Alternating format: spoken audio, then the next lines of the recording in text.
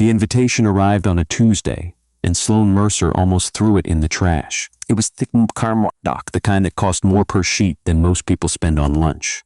Embossed lettering, a wax seal, the return address, the Callaway Estate, Napa Valley. She knew before she even opened it whose wedding it was. She'd known for 6 months, ever since her assistant had quietly forwarded her the engagement announcement from the San Francisco Chronicle with a subject line that just said, "Heads up. Dominic Vale was getting married." Her Dominic. The man she'd spent 4 years building a life with, 2 years trying to save it, and 1 very long therapy-assisted year learning to let go of. He was marrying Cassandra Fairfax, heiress, socialite, the kind of woman who'd never once had to fight for anything, because the world had simply handed it all to her on a silver tray. Sloane set the invitation on her kitchen counter and made coffee. She stood at her floor-to-ceiling windows, looking out at downtown Chicago, 32 floors up, and drank it black. She was 37 years old. She ran a venture capital firm she'd built from a single office and a borrowed conference room. She had a waiting list of founders who wanted her attention and a calendar that ran 3 weeks deep. She was, by any reasonable measure, fine. She RSVP'd yes before she talked herself out of it. The morning of the wedding, she got a flat tire on the 101, not a slow leak. A full blowout, the kind that jerks the wheels sideways and sends your heart into your throat. She managed to ease the car onto the shoulder, hands shaking, the Napa Hills glowing gold in the October light, like they didn't have a care in the world. She called roadside assistance. 45 minutes minimum. She was already running close on time. That's when she saw the woman. She was sitting on the gravel shoulder about 30 feet ahead, legs folded under her, a canvas bag on her lap that looked like it held everything she owned. She wore a gray hoodie that had seen better decades and jeans with a tear at the knee that wasn't the fashionable kind. Her hair was dark and tangled. She looked exhausted in the way that goes past tired, the kind that settles into a person's posture and changes the angle of their shoulders. Sloane got out of the car. She didn't plan to. She was wearing 4-inch heels and a silk dress the color of deep water, and the gravel was doing neither any favors. But she walked over anyway, because there was something about the stillness of the woman that didn't sit right. Not dangerous stillness, not aggressive, just the stillness of someone who had genuinely run out of options and was no longer surprised by it. "Hey," Sloane said. "You okay?" The woman looked up. She had dark eyes and a face that must have been striking once, before whatever had happened to her had happened. She wasn't much younger than Sloane, maybe mid-30s.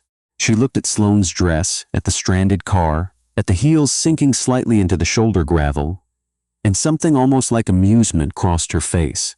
"Better than you look right now," she said. Sloane laughed. It surprised her. "Fair, I've got a blowout. You waiting for someone?" A pause. "No, where are you headed?" Another pause, longer, nowhere specific. Sloane looked at her for a moment, looked back at the car, looked at the hills. There was a wedding happening in 40 minutes at a vineyard 11 miles up the road, and her ex-fiancé was going to be standing at the altar with a woman who'd once called Sloane aggressively self-made at a dinner party like it was an insult. And Sloane had RSVP yes alone because she'd needed to prove something to herself, and now she was standing on the side of the highway in heels talking to a stranger. "I'm going to a wedding," Sloane said. "I have a car that needs a tire in 40 minutes. You want to come?" The woman stared at her. "You don't know me." "I know. I'm asking anyway." "Why?" Sloane thought about it honestly. "Because I shouldn't go alone, and you look like someone who could use a meal and a place to sit down, and sometimes things just line up that way." She shrugged. "No pressure." "But I'm offering." The woman was quiet for a long moment. Then she stood, slowly, like someone reminding their body that standing was still possible. "My name is Addie," she said. "Sloane." She held out her hand, and Addie shook it. Her grip was firm. "Now help me find the spare." The roadside kit was in the trunk. Addie, it turned out, knew how to change a tire, had grown up in rural Ohio, she explained. In a house where you learned to fix what broke because there wasn't money to pay someone else to do it. She worked efficiently, without flourish, and Sloane handed tools and held things when asked, and tried not to think about how much the dress had cost. 22 minutes later, they were back on the road. Sloane had a change kit in the back seat. She traveled constantly, perpetually prepared for unexpected detours. There was a blazer, a silk blouse, a compact of powder, a tube of good lipstick. She handed them to Addie without making a production of it.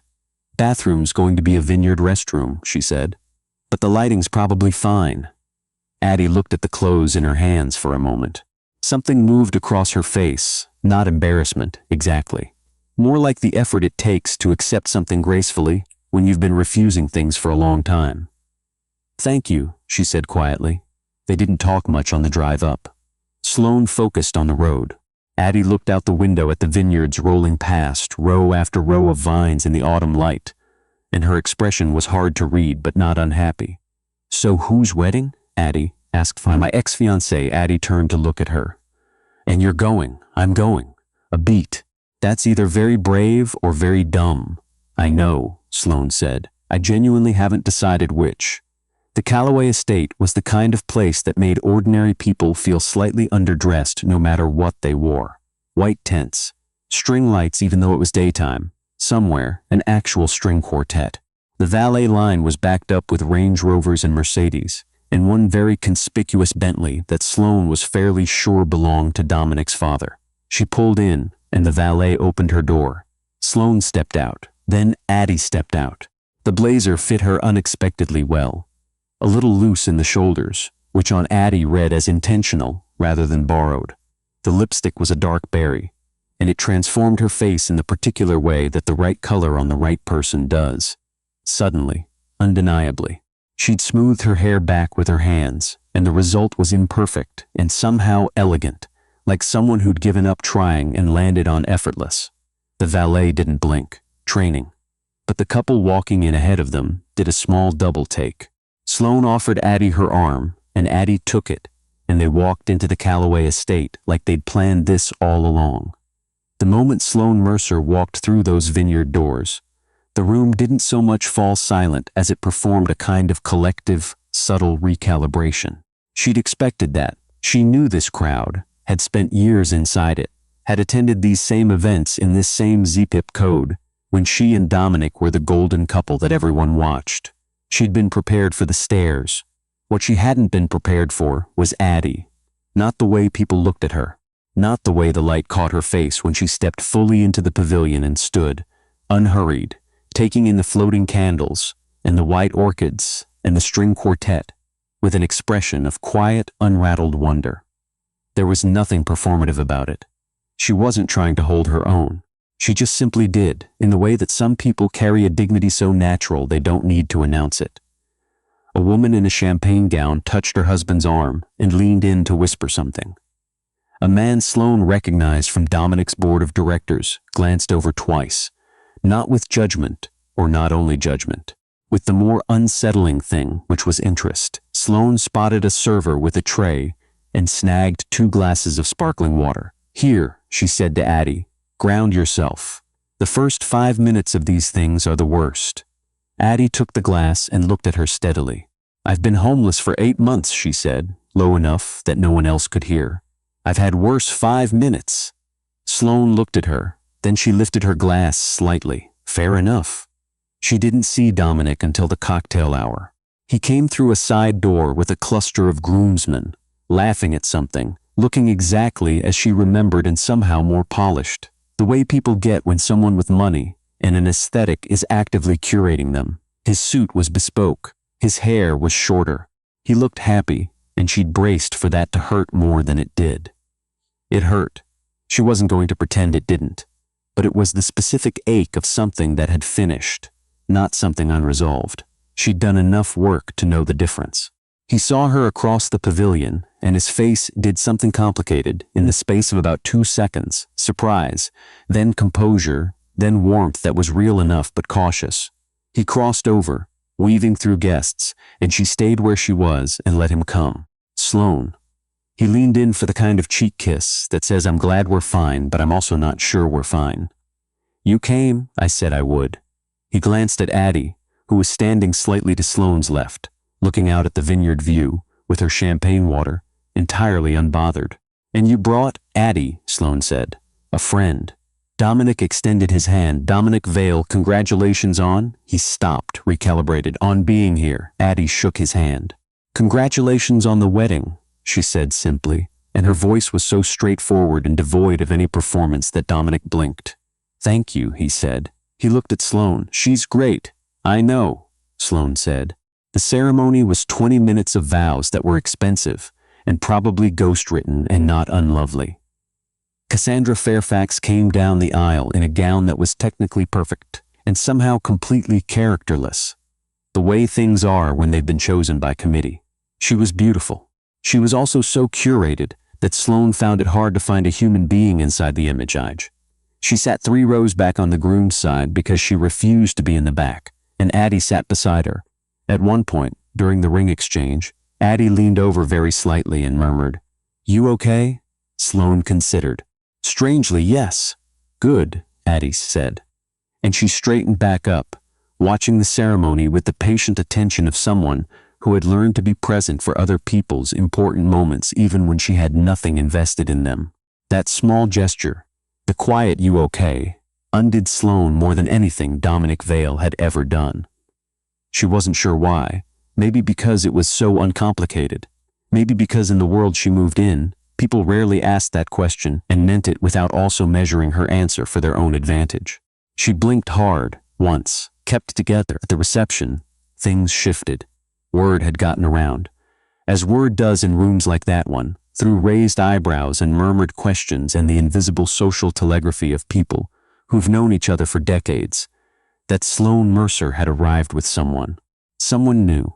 Someone no one could quite place, which in this particular crowd was its own kind of fascinating. The theories were running. Sloane could feel them without hearing them. A woman named Helena Voss, old Napa money, chairman of 2 nonprofits, the kind of social gatekeeper who'd never held an actual gate in her life, materialized at Sloane's elbow during the salad course. "Sloane," she said warmly, which meant "I want information. I don't believe we've met your guest." Sloane smiled. "Helena Voss, this is Addie Carmichael." Helena turned to Addie with the bright, assessing smile she used on people she was deciding the value of. "And what do you do, Addie?" Addie considered the question with the same unhurried calm she brought to everything. "Right now? I'm having a very good salad," she said. "What do you do, Helena?" There was a beat of absolute silence at their end of the table, and then Helena Voss let out a startled, genuine laugh, the kind that comes out before you can compose it. "I like her," she said to Sloane. "I know," Sloane said. The thing about Addie Carmichael was that she never tried. That was what Sloane kept coming back to, watching her through the evening. She didn't perform confidence or manufacture grace or work at fitting in. She simply was, in exactly the way she was, and the room kept adjusting itself to accommodate her rather than the other way around. A man named Prescott.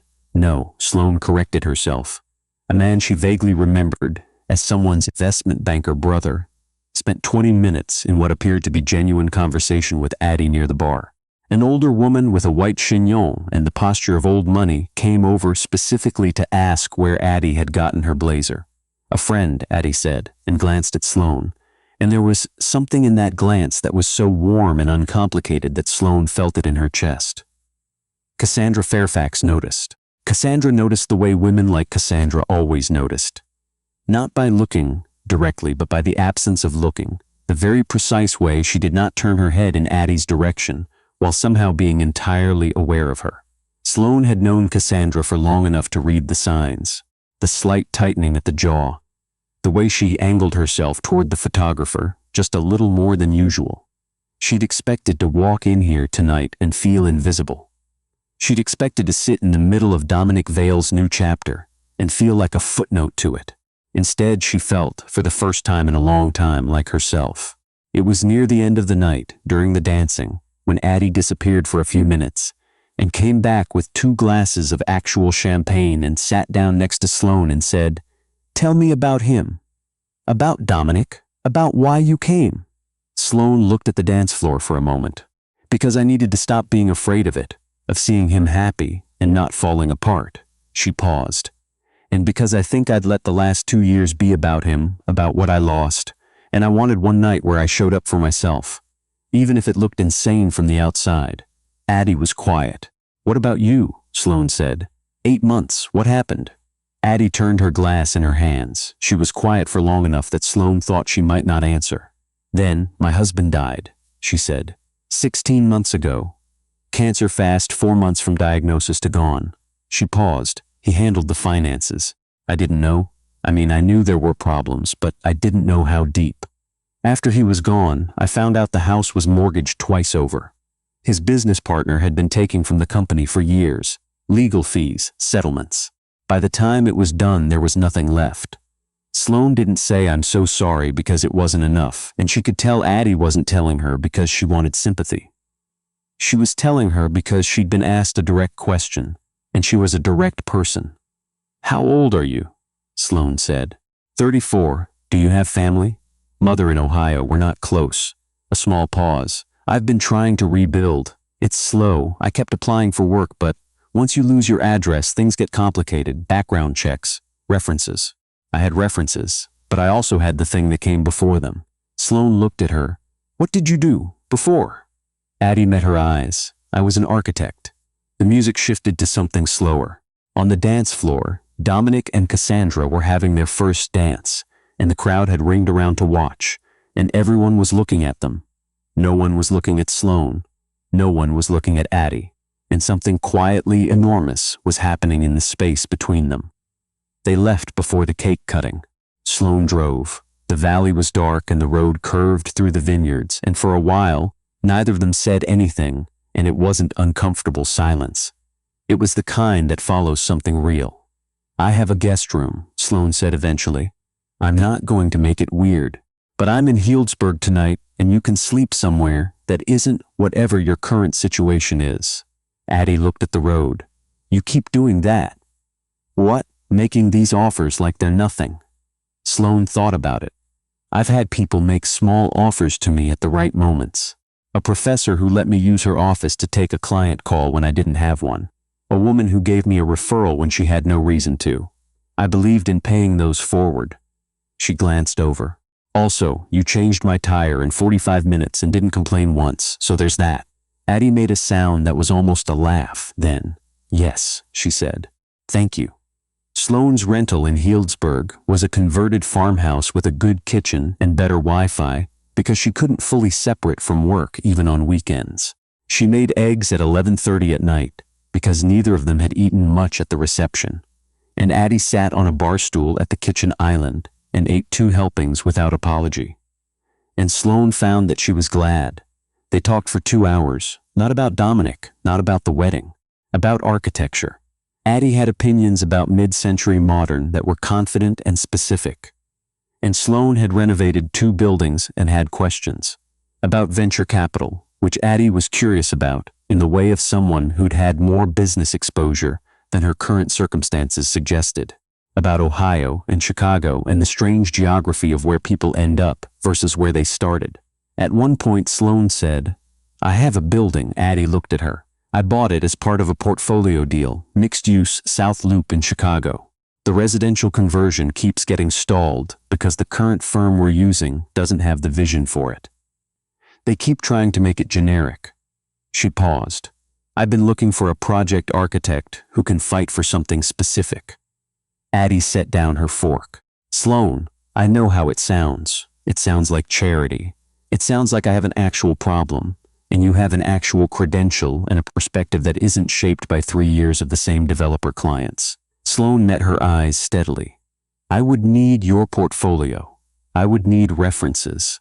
I would need to see that you can still do the work, and I'd want you to sign on with a small scope first. This is not a handout. This is an interview. Addie was quiet for a long moment. My portfolio is in a storage unit in Indianapolis, she said. Then we get it out of the storage unit. Another long silence. Why? Addie asked, and it wasn't ungrateful. It was the question of someone who'd learned that offers come with hidden weights, and she wanted to understand this one. Because you asked me if I was okay at a wedding where you had no stake in the answer, Sloane said. Because you didn't complain once about the heels or the crowd, or the way Helena Voss looked at you, like you were a puzzle to solve. Because I watched you sit in that room, full of some of the most powerful people in Napa Valley, and you didn't shrink and you didn't perform. and you didn't pretend to be anything other than exactly what you are. She paused. I've been building businesses for 14 years. That quality, what you have, I cannot teach it. I can hire the rest. Addie looked at the table for a moment. Then she looked up, and her eyes were very clear. When would you need an answer? She said. Tomorrow morning, Sloane said. Sleep on it. 6 months later, the South Loop building had a name. Carmichael Block, which Addie had fought against and Sloane had insisted on, and a design concept that made the architecture press ask questions. Clean lines and unexpected warmth. Communal spaces that felt like they'd grown organically rather than been installed. Affordable units and market rate mixed in a ratio that made the developer nervous and turned out to be exactly right. The Chicago Tribune ran a piece. The architect who came back, the headline read, and the profile was about Addie, about the loss, the collapse, the road, and the return, and a building that was rising in the South Loop that people kept stopping to look at. Sloane read it over coffee in her office, 32 floors up, and felt something she recognized after a moment as pride. Not the complex protective kind, the clean kind, the kind you feel for something that didn't need you. It just needed a door opened. That evening she texted Addie a single line. Read the Tribune piece. You should frame it. The reply came 3 minutes later. You're going to make me buy a frame. You know I hate shopping then. Thank you, Sloane. For the tire and the eggs and the door. For all of it. Sloane sat with her phone in her hand and looked out at the city and thought about a Tuesday in October when she'd almost thrown away a cream cardstock invitation. About a shoulder of a highway and a woman sitting with everything she owned in a canvas bag and a gravity that the world hadn't managed to take from her. About the way some moments offer you more than the thing you were headed for. She typed back, you would have found your way regardless. I just got there faster. She hit send and went back to work, and outside, Chicago did what it always did. Moved and hummed and kept on going, indifferent and magnificent, full of roads that lead somewhere unexpected if you're paying enough attention to notice.